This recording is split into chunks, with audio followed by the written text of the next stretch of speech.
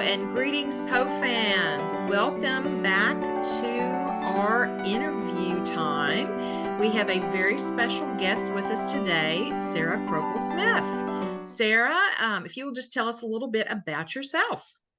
Yes, like Carmen said, I'm Sara Crocoll Smith. I am the editor of the Love Letters to Poe anthologies. I am also a Gothic horror author. She's showing the books. It's so exciting. Yeah, I how much further do you want me to go with that little bio? Oh, I mean, as much as you want to say, or, Jeanie and I can just start, asking all kinds of fun questions that we want everyone to know about you and your work. Let's do it. So, all right. So, how did you come up with the concept of Love Letters to Poe? That's one thing that I Yeah. think everybody would love to know, and because the books are fantastic. Oh, well, thank you. You're welcome. That is a deep pull because that is from, I would say, probably the haze of just having had a baby and the beginning of the pandemic. Okay. um, so I must have lost my mind a little bit there. I actually, a little bit of a deep dive here. I had drafted a fictional book with Poe as a character, which has Nice. been in the drawer for a while now. And I had this idea about starting a magazine around Poe. I Okay. thought, like, oh, if I'm writing about Poe, it'd be good to bring like people in. And I had been submitting to magazines, and I was like, you know what? I don't want to, like, I want to be like on the other side, Okay. publishing things. So I also thought, like, I love Poe, but I want to read more Poe-esque works. Okay. So that's how it got started. And over the course of from like 2019 to 2020, I ran Love Letters to Poe as more of a magazine and was publishing issues monthly, which was a lot. And I was like, I'm going to switch to annual anthologies, or maybe not even annual anthologies now, just spread it out a little bit, because that's a lot of work. So that's how it got started. And the first one, you'll see that in the format of the first one, there are like themed issues inside of it, and there are a lot more stories. They were more flash fiction. I think the limit was like 1,500 words. Okay. So that has sort of a smorgasbord of every kind of Gothic thing people could probably want. For the second one, I wanted to focus it on one of Poe's stories.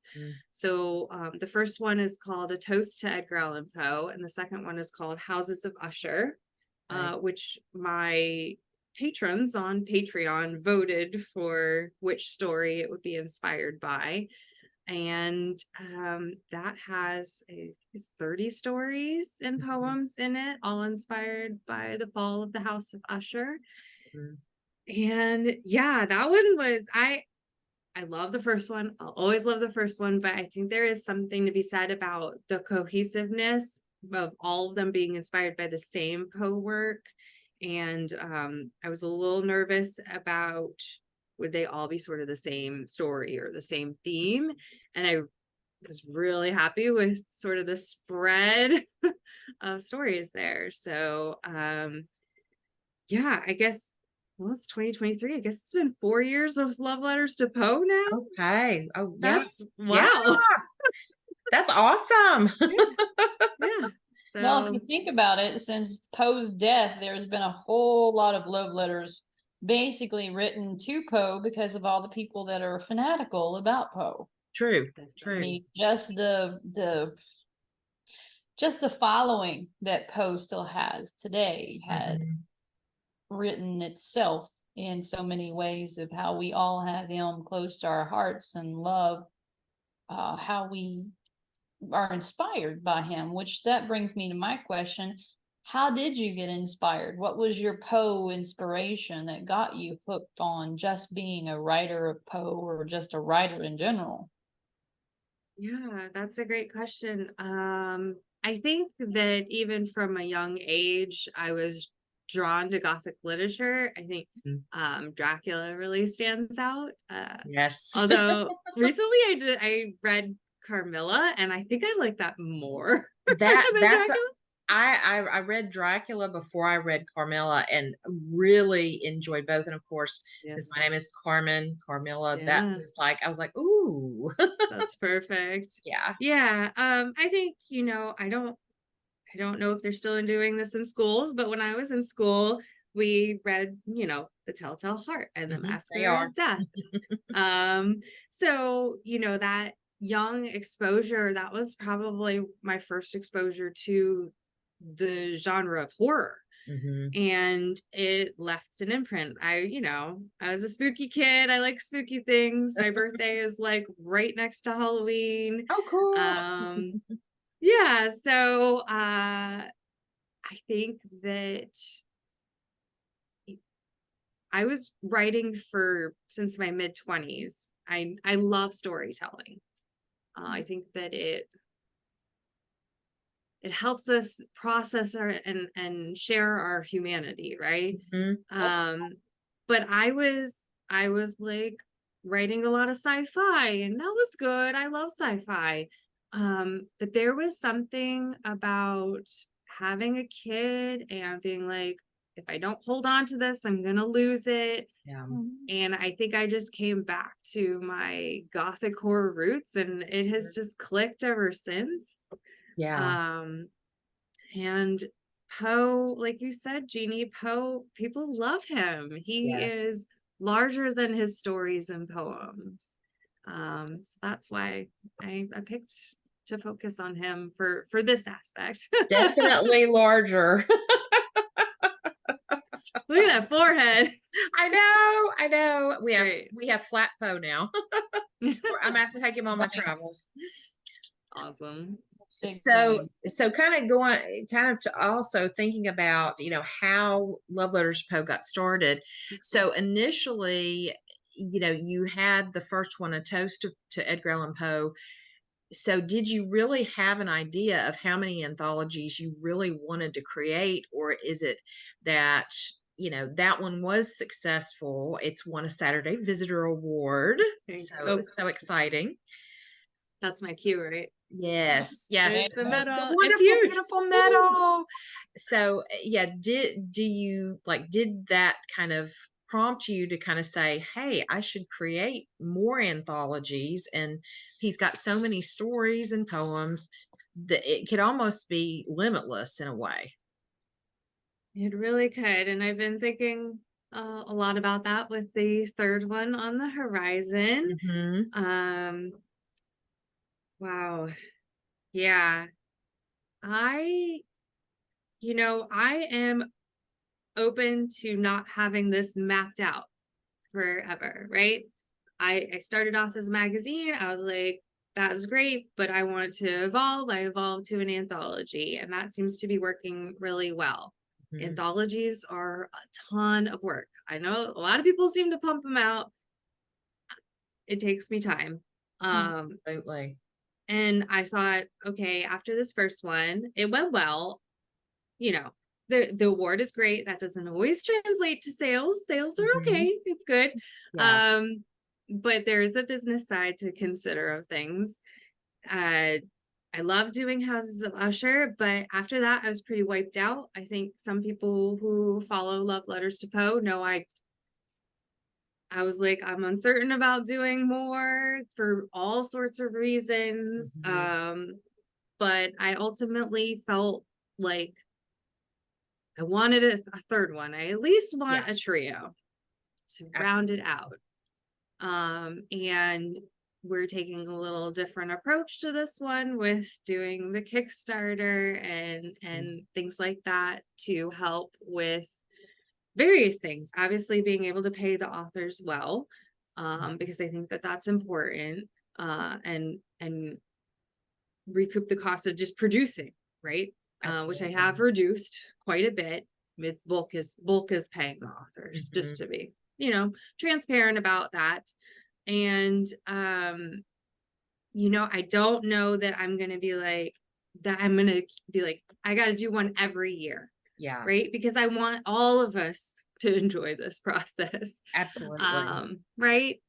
But you are right about, like, there's so many. I'd love to do the Cask of Amontillado and one of the poems, and at least there are so many stories that I think would be a delight to do an anthology for. So Absolutely. Yeah. I got the rest of my life, right? You There's no do. rush. You totally do. So Plenty of yeah, time. There's plenty of time. Yeah. right. Oh gosh, yeah. Even if an anthology came out every couple of years, it would be really good. Right. And I like the idea of having them all branded in this beautiful row of different colors, and Yeah, I love the colors you've chosen yeah. so far. You It's got absolutely. red, you got purple, you got blue right behind me. Yes. That Yeah. way. Or, Yes. you Yes. know, when you look at it, Jeannie. it's like, okay, there we go. Yeah. It's like, So what was your reaction? Like I was there at the Black Cat Ball when they announced that you did win the Saturday Visitor Award. Like what was your anticipation before they announced your name and everything? Like I mean, obviously I was really excited to be nominated. I think it's just an honor to be nominated, right? I was like, absolutely. this is great if I win, but obviously, I think there's always something in your heart, like, but I still want to win. Yeah. Oh yeah. um so you were there. They hold the ceremony at Poe Fest at the Black Cat Ball. So we were in, was the Westminster Burial Westminster Ground. Burial Ground. Yes. Yeah. Yes. And they were calling out, so what, they picked like 3 winners in each category. There's like adapted works and original works. Yes. Yes. And they had already called out 2 winners in the original works, and I was like, oh, it's not gonna happen. I had like all my friends and family there. I was like, I'm gonna be brave face. And so I think that made it all the more exciting, because I really was like, oh, it's not happening. And then they called me, and it was so fun and exciting, and I felt like I was sharing it with everybody, because there's so many contributors to that volume. I didn't feel like it was just me winning, that it was everybody and their stories. And we literally then went out and toasted Poe at his gravesite, while I, for a book that's a toast to Poe. It just felt so validating that Absolutely. I'm doing what I'm meant to be doing. Yes. Yes. Yeah. And and Houses of Usher is nominated this year, and I'm I like, know, oh, it's so exciting. it is exciting. Oh, So yeah, so fun. absolutely. Jeannie, I thought you were going to ask a question. well, but I was gonna wait. You go ahead. Well, one of the things is about the anthologies. I know, especially considering Carmen and I both being English teachers, reading essays is painful enough. But the submissions that you probably are receiving, we talked a little bit about this before we started recording, that there are a lot of people who are writers who are influenced by Poe. How long of a process did the first book take you, since you made it not more of a theme as the House of Usher one? How long did it take you to wade through, for lack of better saying, the amount of submissions to garner something that would have to flow? Because being in an anthology, you're having to fit these stories, these different writers, into something that would be, consistent at some point, but also inspire someone to continue reading after the other. So I guess what I'm asking you is, what was your process for all the submissions, and what did you kind of look for when you were choosing these works? Not so much who you chose, but why you chose them. Right. That's a great question. For the first one, I mean, it was the first anthology I ever edited. I have a lot of experience with writing and editing, but that's a different ball game. So that one, I also got almost 400 submissions. Wow. So, I read through all of them, and when I was picking out the ones that I liked, they did kind of fall into those themes of about, 4 to 5 different stories and poems that fell into, I have a Southern Gothic section of that anthology, and I think I have 2 Poe sections. What else did I have? Parenting related, love related. They all kind of it feels a bit like sculpting. I'm like, not this, not Okay. this. And then I get down to the core of it and can play with it. It was similar for Houses of Usher. That wasn't as many submissions. I think maybe Okay. 100. But Okay. what came out of working through that, I did think very carefully about the order of the stories. And I like to think that I made it a flow of like the first one starts off with the curse of the House of Usher. So Mhm. like a little bit like before and then throughout and then a little bit Yeah. after like the original story. So I hope that it like pulls people through in a Well, way. I would definitely agree. And I'm almost finished reading that anthology. And I love the flow because I love the way some people took and did like prequels in a way to the House Yeah. of Usher and Yeah. then the present, and did kind of their own thematic, pulling those essences out of the story. And so it flows beautifully. It Thank really does. you. Thank you. Yeah. I like it. I think hard about it because because I include poetry too. I think about Mhm. that balance of like how many stories are we reading in a row versus Yeah. then a poem. But I do insist that I include poetry because he was a poet. Yes. That would be, yeah, I don't think right if I didn't also honor his his Mhm. poetry. yeah, because So Poe had that. What would you call it? His spread basically Mhm. of being a poet, being an actual writer of novels or short stories, or he had that range. That's what I was trying to think of. He yes. had that Yeah. range in what he did. And I think that's what you're hitting upon with your anthologies. You're showing not only the range of the different types of people that are influenced in the writing and everything, but you're actually paying homage to Poe by including what he was. He was a poet, he was a writer, he was Mhm. very much feeling the gothic, the horror.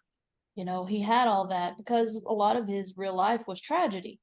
Yeah. And as we know, people out there who've been writers for many years, that we've been told over and over, write what you know. Well, Yeah. tragedy has struck many people in life from many years, from early times to late to, we went through a huge pandemic just a few years ago, and that was a major shock to a lot of people, especially kids. Mhm. So I think that this upcoming anthology that you have is dedicated to the Telltale Heart, which, as many people, we've all, yes, exactly. We love, and I'm using the we like the mouse in my pocket. So I'm in the we. I'm in the we. yeah, it it affects many of us because we have fears, and that's one of the things that Telltale Heart, in my opinion, hits upon, is the fear that's inside of us that we are manifesting in reality through either other people, other things, phobias, whatever. And Yeah. that's one of the things about the Telltale Heart. So when I found out that you were doing an anthology dedicated to the Telltale Heart, I was like, this is going to be phenomenal. So Yes. you said that Patreon, your Patreon people, your patrons, they're the ones that help you decide on the Telltale Heart Yes. anthology. Yes, So yes, I would give them you the elaborate opportunity. more about your Patreon, and you can advertise here for Yes. Yeah, Or- if you go to loveletterstopoe.com, you'll see where you can click to go to the Patreon. The my Patreon is both Love Letters to Poe and the Hopeful Horror series that I write. So there's a bit of both in there, but yes, I am constantly trying to deliver behind the scenes content, further insight into what I'm doing, and decisions where I feel comfortable with. And because Poe has so many great stories, we did a little quiz and they voted and picked Telltale Heart. So honestly, if people who are listening are writers, please dig deeper than just your first instinct for the Telltale Heart, because we've seen a lot of takes on the Telltale Heart. We need to go much deeper. It needs to be new and interesting to catch my eye. I don't want to just read about murder. It can be involved, but I'm not the hugest on gore. I'll just be frank about that. Or and neither was sexual Poe, content. and neither really was Right. Poe. Right. It was very subtle. Yes. You don't see it, you hear about it. And so absolutely. Exactly. He had a lot of the psychological. I think that there's room to explore this story from like a neurodivergent perspective, Yes. of auditory things. I'm very sensitive to sound, so it really gets me from that. Yeah. I know there's like, read about the history of the Telltale Heart, like immerse yourself in it to come up with a great idea. Like there's some theories that the sounds were death watch beetles in the walls. Yeah. There's all kinds of cool angles to bring to it. And that's, Jeanie, I hope you're right that it's going to be an amazing anthology. But it's really up to the submissions, and Yeah. I think we'll see some great ones. But yeah, I just Yeah. wanted to put that out there. Oh, absolutely. And you mentioned you have your own writing projects. And so if you want to tell us a little bit about that, and are you going to include your own short story or even poem in this anthology, or maybe in a future one? That's a good question. It's funny, I wonder if some reasons I started Love Letters to Poe because it's easier to talk about other people's works than your own, because I just got a little shy there. Yeah. Jeanie. It is. I mean, it's easy to promote and to write or look at someone else's and be able to say, oh, this is great. Oh, this needs this.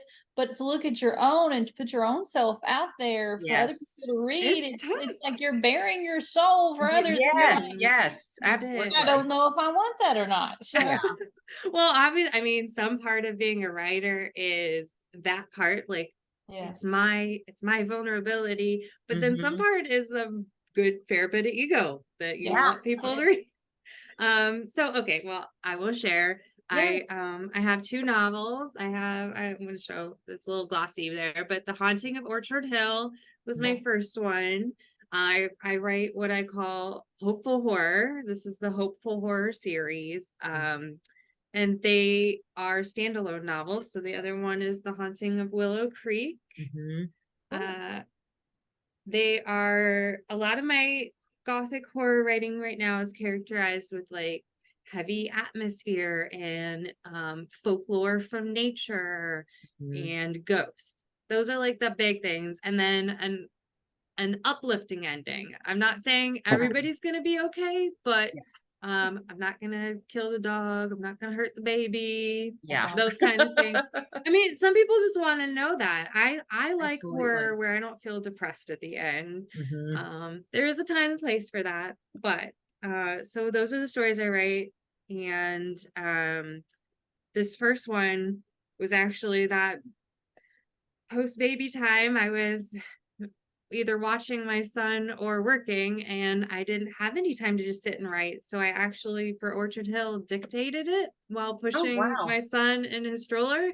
And so you'll see in the book there is a 1-year-old. So as far as like, nothing wrong with that. Yes.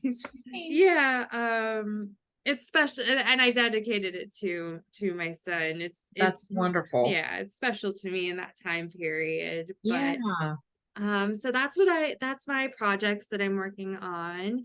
And as far as whether I'll include a story in the collection, I have hesitated because of that. I don't know, like, do I deserve to put my own work in there, which is kind of silly? Um, we'll see. I think there's also some thoughts in the back of my head, like, if I write a story, will someone say, oh, well, my submission was like that or something? Yeah, And drama, I just want to avoid Yeah. drama. absolutely. But I do have plans. Whenever I have free time. Yes. I have I mentioned I drafted a book with Poe as a character of himself, kind of in Okay. the story, and I have a series in mind for that kind of I like books that are within books. So it's Yeah. the heroine goes into the stories. So like the first novel, she was gonna go into Poe's stories with Poe as like a guide. Oh, fun. So Oh, down the road, I do have plans to write things that are Poe related, I Oh, guess is what I'm that'll be saying. cool. That'll Yeah. be really cool. Thanks. that just immediately threw me into Dante's Inferno. Talking Mm, about Virgil the poet leading in the Dante's Inferno and having Poe being one of the poets that leading the characters in the story. I'm like, oh yeah, see, I love when you can check that connection in my head sometimes. Oh, yeah. yeah. Inspired with when people say things or read things, and it makes the illusion, not illusion, the illusion Yes. to other Yes. things. Yeah. So All right, Jeannie, you're teaching. I can't help it. We're I know. I'm just. talking about the literature and the classics. It just Oh, I know. my heart. Okay. Oh, I know. We I can't do the help same but dive thing. into that, right? I mean, Exactly, that's and then why. that's I love bringing, and this is one of the things that I always have a problem with, and then I think the pandemic really hurt, not helped to some extent, because I am very much technologically, I love technology and stuff. I love it as a tool. I love how having like Kindle Unlimited, the Amazon, Mhm. the online books now and everything. But it's some aspect of it, it's like people are the new age, I guess we could say. Mhm. They're not getting the classics that Mm, needs to They be. no. And They're that's really? one not. of the things, and that's one of the reasons why I think this anthology is really good, and we could get it out to a lot of maybe the younger generation, the newer Yeah. generation, to help them understand that there was a person that kind of started this Yeah. and kind of kick them into going back, because Poe was very much about loving to allude to Yes. previous writers, Charles Dickens, Shakespeare. Mm. Even though he was not a fan of Shakespeare, there are some allusions in his works that are to Shakespeare. Yes. And Yes, even they're little stabbings. Washington Irving, as I was doing Yeah. some research for our episode, we're going to record here very soon. So, Mhm. yeah. Oh, And wow. another thing with your anthologies, your writers are very much paying homage to Poe, being Yes. influenced by Poe, Yeah. and not just you being the editor. And yes, I understand you're at a double-edged sword about wanting to put your own work into it, Hmm. having to face maybe the drama of someone saying, "Oh, wait, that was, that's idea was mine that I submitted," and so, sometimes you do want to stay away from drama, Yeah. especially Yeah. some drama. Woo! Yeah. To make Just in case. It is funny you mention younger people with Mhm. these works and with being familiar with it.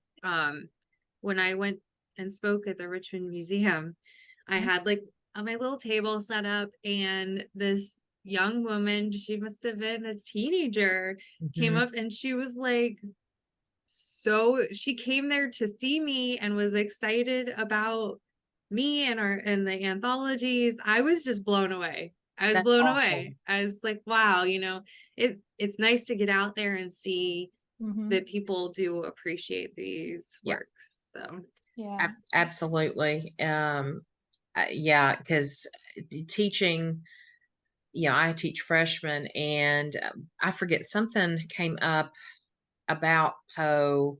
I can't remember exactly what it was. Is this week, and we were mentioning some of the stories, and I think it was because I used a quote from, what did I do? Telltale Heart. And they were looking at parallelism, and we were talking about Poe's long sentences and how they were all grammatically correct, even though they seem like they run on forever. And they were like, yes, why does he do this? And I was like, yeah, he used dashes a lot. And we're talking about dashes versus semicolons. And now I'm teaching here, but yeah, well, we can't help it. Yeah. But the kids were like, what are we going to read this year? I said, well, I'm keeping it a secret because I like to surprise you, but we are reading Poe. I said, we don't read as much Poe as like previous curriculum that, we had. But I said, next year you're going to read Fall of the House of Usher and probably some other things. And they're like, oh, that's one we haven't read. And so then they started talking about all the ones they read in middle school, and they just, the lightening of the faces and the glowing of when they're talking about Poe is just, it just like, oh, it just, I wish I could just teach a whole Poe class, because I mean, it would be amazing. But not just the horror, but all the other science fiction and everything else. So Yeah, for sure. And my thing of it is if you don't read something, how are you going to know whether you like it or not? yeah. That's one of the problems I have with most readers in some areas, especially the young area. And I understand. I mean, I used to be, way back in the day, I used to be one of those to where I was very, well, one of my best friends calls me a literature snob, which I'm like, yeah, okay. You are. I am. But I love it. I am. But even when I was in school, I was very goth, not emo. People need to understand they're two different things. There's a No, we're difference. not Yeah. the same. Yeah. There's a big difference. Exactly. And I was very much goth, but at the same time, I also knew that I could not talk about another author or anything about that writing if I did not actually have introduction to that writing or that author. And that's one of the things that some people now today is, don't just say you don't like it. Tell me Try what it. you don't like it. Try it, then tell me what you don't like about it. Yeah. Because there is a difference, because I'm going to go back with the old commercial in the 80s with Mikey and Life cereal. Give it to Mikey, he'll eat it, he might like it. I was just thinking that's what I do to my son. I was like, try your vegetables. Yeah. Exactly. You don't know until you try it. Yeah, if you try it, you don't like it, it's not your thing, that's okay. Move on, find what is your thing. Absolutely. So with these anthologies, I think is perfect because you do have that difference of poetry and writing and short stories that, hey, maybe not everybody will like every one of the stories that's in there or every poem that's in there. Yeah. But they have a choice. They can move on. They can, see it, move on, and say, oh, well, that's not one of my things, but just move on. Yeah. And the really nice thing too is I love how at the end of each either poem or story, it's all of the information about the author, a little blurb about them, contact information, and any other Poe notes that they added in the story. I love all that. It just, you do? Okay, good. Yeah. It just, because, as I'm reading, I pick up on those things, and then it's like at the end, it's like confirmation. It's great. Yeah. And personalization, because Yes. you're getting to know the person and the Poe behind the story. Yeah. So that helps solidify another notch in it. So yeah. So kind of we're kind of coming to the point of talking about the actual Kickstarter. So fill us in about the Kickstarter and for everybody out there to understand how that works. That's a big ask there. No, it's just Kickstarter's really blossomed. So if people don't know what a Kickstarter is, go to kickstarter.com and start looking around. Yes. It's not a charity. It's not really a fundraiser. It's more of a way for people to offer a creative product and have people I don't think Kickstarter likes to say pre-order, but we can say it off here. It's Okay. basically you're pre-ordering that. Mhm. So the first two anthologies exist. The third one is being, will be created. Mhm. So people are ordering that book in advance of it coming out. The Kickstarter allows me to have those funds in advance to help, pay the authors and things like Mhm. that. There are reasons to do a Kickstarter versus just sort of what I've done in the past of like publishing on Amazon. Mhm. Well, the books are now, at least the ebooks are now wide across retailers. I'm not just gonna keep going with only Amazon Mhm. as part of this too. But the Kickstarter also allows me to create products that they're still print on demand, but they're a bit higher quality. So if you order like the hardcover from Amazon, it's good quality, but you don't get some of the fancy things. So I did have a sample printed up of the company that I'm going to use. It now has the Saturday visitor badge on there as the winner. But you'll see that it has a nice dust jacket on here that's Mhm. been amped up a little bit, and then I'll take the dust jacket off so you can see the book now, and it has in gold letters. That's beautiful. So, and I think I made this one red. I think I'm going to make the Usher one purple and the other one blue. I think I can do that. Okay. So I'm calling them special edition hardcovers because they're, fancier for Mhm. bookshelves. But people that are nerdy like me who loves actual hard, I yeah, I do too. I have a lot of paperbacks as well, but I really love the hardbacks too. yeah, it's beautiful. And the quality just came out great.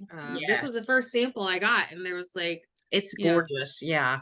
so yeah, I'm really excited to be able to offer that because I think, some publishers experience a lot of ebook sales, but I actually have, I think, more print sales than ebook.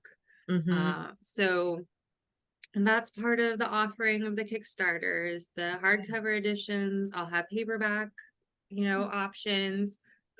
This is how the paperback printed out. So still, That's very nice nice. quality. Mhm. Um, and this is right now, this will be the only way people can order the third volume until I decide how to publish it subsequently afterward. And that may Okay. take some time. So, Okay. um, So definitely order it now.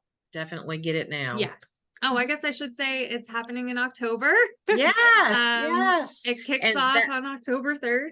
yes, and that was our next thing Okay. is let's talk about the event, the launch party, which is right behind Jeanie. Yes, if I can figure out which side I am. Okay, there we go. Yes. Yay. Sure, the launch party for the anthology. It goes along with the Kickstarter, which, by the way, when you said Kickstarter, the metaphor automatically kicks into my head because my family are motorcycle people, that a Mhm. Kickstarter is what you actually use to crank the engine. Mhm. So that's why this Kickstarter, it's cranking up the engine for that third anthology, which we're going to launch on October the 3rd for our all-day technological convention, basically. Yes. We're gonna start at 12:30 p.m. Eastern, right? Or is that Yes. Central? Eastern. Eastern. 12:30 Yeah. Eastern, yes, because it's Yes. 11:30 Central, because we're in Central time. Yes. And then So till yeah, 8 o'clock Eastern that evening. So it's an all day affair, or love affair with Poe. it will be on our YouTube channel. So Yes. we are lucky enough to be the host. Thanks to Yes. Sarah. So excited. I say I'm lucky enough that you want to be the host and team up with me on this. Yeah. Oh yeah, we're so excited. I was thrilled, when you contacted us about this. And there's all the guests that are going to be with us. It's going to be amazing. Yes. Yes. Because there's previous authors that were in Yes. first and the second, or one of the two, or both? I think both A.A. Rubin and Renee Cromley were in both anthologies with Okay, cool. A.A. Rubin with his poetry and Renee with her story. So And then we've got other wonderful, renditions. We have Poe movies that are going to be joining us, and of course, we're going to have different areas. It's like having the convention without having to, actually go out and schmooze in person with some people. Yeah, you stay in one spot and schmooze. Yeah. In one spot and smooze. Yeah, and I was going to share, share my screen real quickly and show our schedule. Hold on, Right. it Yeah, I mean, will- it's going to be a fun day. Like, I encourage anyone who just wants to have fun with Poe stuff. You all are going to do Poe trivia. We've got dramatic readings. Oh, there it is. Yes. Yeah, we're A tarot panel, right? Yes, and I think they're gonna just from the emails within the three of them that we were included on, just what they're going to talk about. I think it's going to be really fascinating and fun. Yes, Definitely. Yeah. And then let's see, and then I think Poe movies, while we are going to talk with them, they did their short of Telltale Heart. We'll probably play the movie because it's about 19 minutes. That way people can kind of really get excited about, more about Telltale Heart. Yeah. And then let's see, Jason Markiewicz is going to do a reading of the Telltale Heart. Yes.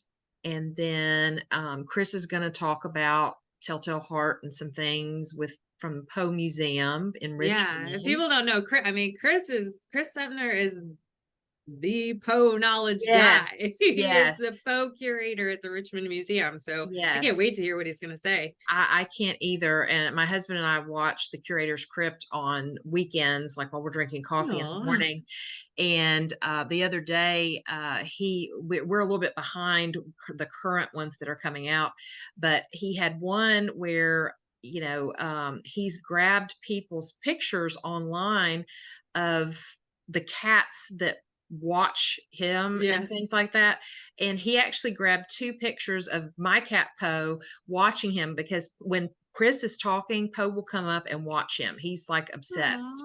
Aww. And I was like, oh my gosh, Poe is on the Curator's Crypt.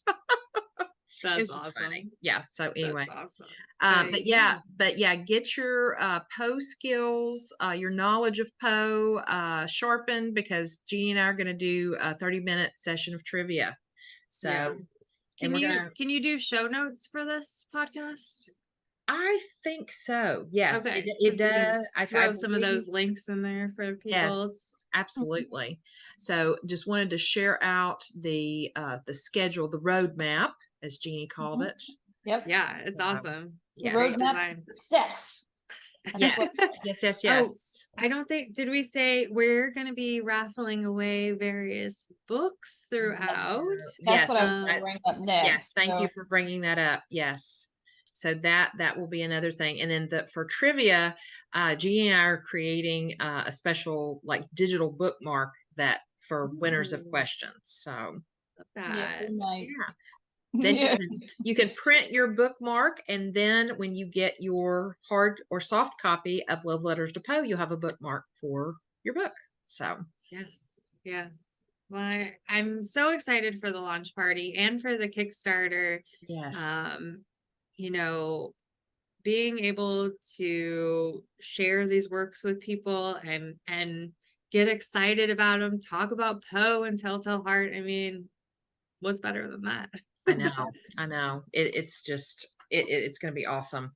And October 3rd is also the day that Poe was found, and we're going to do a special toast for that. He didn't die until October 7th, but he was found that day right by Gunner's Hall. So yeah, lots of speculation about what happened. Oh yes, all the things. That's a whole genre in of itself. It totally is. The tragic life of Poe, how it ended. So yes, even though there's 3 different versions. So yeah. Could you imagine if he I don't know, would we still be talking about him if he didn't have such a mysterious death? But you never know. I mean, there's always something mysterious. I mean, think about it. Most artists who painted and everything never got their true recognition until it was posthumously. Yeah. I mean, Van Gogh, I think he only sold one painting while he was alive. Yeah. And it That was was only it. like, I think it was Ugh. only like for $25. So I Yeah, mean, Oh my it's God. kind of, yeah. Well, then I and- feel like I'm winning life then. exactly. It's amazing how you have to think about it. Most true artists that we see of today that are so famous, like Mona Lisa painting and Leonardo da Vinci, he was more than just a painter. He was a sculptor. He was a scientist. He was more than just an artist. But many of the true things in his life that he's known for didn't come until it was posthumously. yeah. So, and I think that's what helped the Edgar Allan Poe, especially when his arch nemesis was the one that ended up posting or publishing his works and getting all of the glory while the rest of Poe's family got to suffer for it. So, but It's, it's just one of those things. yeah, It's absolutely. good to have the accolades and the recognition when you're alive to enjoy them. So I think Poe would be he could be time traveling. He could have saw what was going to happen. He could be still around. You never know. Yeah, that's true. That's true. He could be stuck in time somewhere. He But could be loop de loop. Who knows? oh goodness. Love that. Time traveling Oh, Poe. I'm gonna write that down. Do you want to yes, co-write that one? yes, yes. Yeah, Oh, well, yeah, that we'd love goes to. with my upcoming little Carmen has her on the road with Carmen. I'm gonna Oh, have yes, time talks with Jeanie coming up on my yes, YouTube, which Oh, yes. I'm going to That's go a back to that. So see if truly Poe is around. So exactly. nice. Yeah. Any other thoughts before we kind of wrap up? yep. Sarah, it's all on you. I just want to say thank you for having me. And if people are interested in the volume and submitting and, backing the Kickstarter, just watching the event. If you go to loveletterstopoe.com/volume3 with the number 3, that I believe redirects to the Kickstarter pre-launch page. So you will be able to follow and get all like the updates and information there. Or look in the show notes for links. Yes. And follow your YouTube. What's the YouTube? Yes. For 6 degrees here. Yes, and that's our YouTube is Poe Unplugged, and everything else, Facebook, X, formerly known as Twitter, and our website is all about, it's 6 Degrees of Poe, 6 Degrees of Edgar Allan Poe, any of those titles. So yeah, and we hope to see people there. So yes, we can't wait. So definitely come see us on YouTube Live on October 3rd, starting at 12:30 Eastern time. And so convert your time if you're not sure if you're on a different coast or timeline, wherever you are in the world. So, all right. Well, Sarah, thank you so much for joining us. And Jeanie, I think she is taking a quick break. I'm not sure. So for everything, for everybody out there that love Poe, thank you so much for supporting us, for supporting Sarah, and just keeping Poe alive forevermore. So we are Poe out, and we will see you in October.